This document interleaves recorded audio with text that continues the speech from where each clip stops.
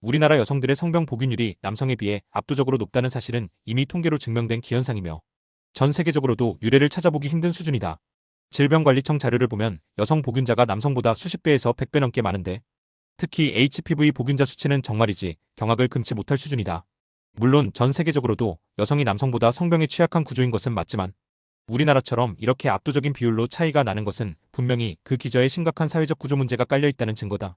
단순히 한여들이 문란하다는 비판을 넘어서서 성교 대상이 한 명의 남자뿐이라면 이런 통계 수치는 절대로 나올 수가 없다. 이제는 왜 이런 결과가 나오는지에 대해 냉정하게 분석해 볼 필요가 있다.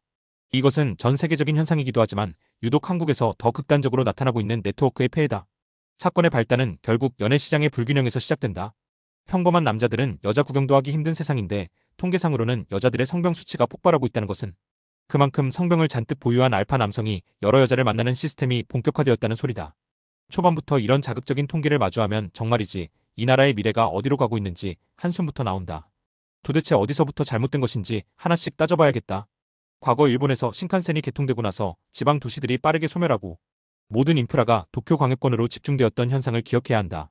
동일한 세금을 내고 도쿄의 모든 인프라를 누릴 수 있고 교육, 환경, 문화 등 압도적인 것들로 여전히 입구 밀집을 가속화하고 있다.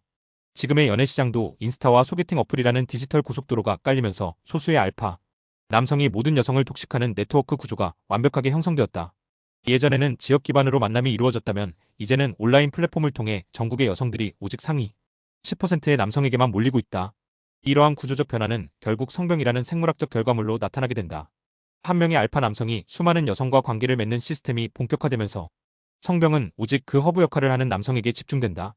그리고 그 집중된 병을 수많은 여성들이 마치 전리품처럼 나누어 가지는 기형적인 구조가 만들어진 것이다.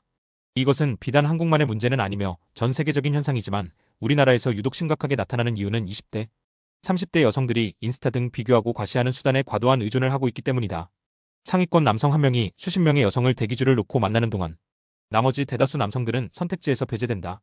성병이라는 것은 매우 은밀한 병이기에 겉으로는 드러나지 않지만 이렇게 수치적으로 명확하게 나타난다는 것은 그만큼 한국 여성들이 기만적으로 행동하고 있다는 뜻이다. 평소에는 조신한 척하고 깨끗한 척하면서 뒤로는 좋은 식당, 좋은 차 좋은 집을 제공해줄 것만 같은 잘생긴 상위권 남성들과 복잡한 관계를 맺고 그 결과물인 성병을 보물처럼 간직하고 있다가 아무것도 모르는 일반 남성들과 결혼하여 그 병을 옮기거나 과거를 숨긴다. 통계는 거짓말을 하지 않으며 이 수치는 결국 여성들이 얼마나 자기 주변 남성들을 철저하게 속이고 있는가에 대한 방증이다. 한국이 괜히 세계 사기 범죄 수입 비율에서도 1위인 이유이기도 하다.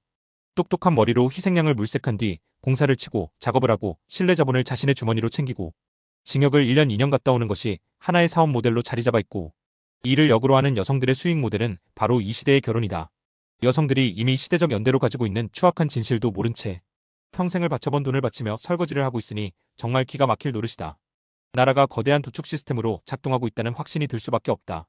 한 남자가 여러 여자를 만나는 시스템이 고착화될수록 성병 복균율의 격차는 더욱 벌어질 것이며 그 피해는 고스란히 정직하게 살아온 남성들에게 돌아간다.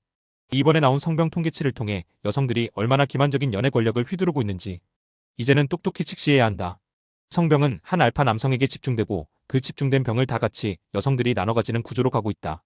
성병이라는 은밀한 병이 이렇게 수치적으로 나타나는 것을 볼 때 이 통계는 여성들이 얼마나 기만적으로 자기 주변 남성들을 속이고 있는가에 대한 고찰을 해볼 수 있게 한다. 겉으로는 성녀인 척하면서 속으로는 성병을 공유하는 이 이중적인 태도가 지금의 낙오안을 만들었다. 이제는 남자들도 똑똑해져야 한다. 팩트로 무장하고 저들의 기만 전술에 더 이상 당하지 말아야 한다.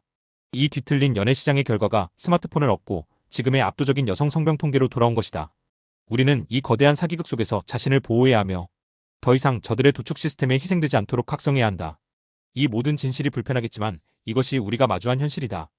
근육 깊이 시원하게 주물러드리는 키나루디 안마기. 가장 가까운 휴식이 되어드리겠습니다.